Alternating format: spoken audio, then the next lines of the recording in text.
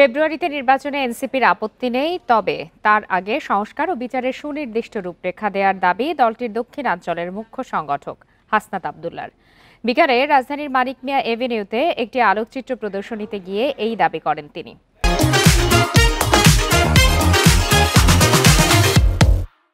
আওয়ামী লীগের ১৫ বছরে গুম নিয়ে ১০ দিনের প্রদর্শনীটি করছে মায়ের ডাক সংগঠন। ব্যক্তিগত বিষয় নিয়ে নেতিবাচক চর্চা গণতন্ত্রের শত্রু উল্লেখ করে হাসনাত বলেন, মতপার্থক্যের কারণে রুমিন ফারহানাকে সাইবার বুলিং করা হচ্ছে, যা ঠিক নয়। আরও বলেন, ৫ আগস্টের পর থেকে রাজনৈতিক মতানৈক্যর সুযোগ নিচ্ছে আওয়ামী লীগ। গুম কমিশন স্বাধীনভাবে কাজ করতে পারছে না বলেও অভিযোগ তার। এ সময় স্থায়ীভাবে স্বাধীন গুম কমিশন গঠনসহ ৩টি দাবি তুলে ধরেন এনসিপি নেত্রী তাসনিম জারা।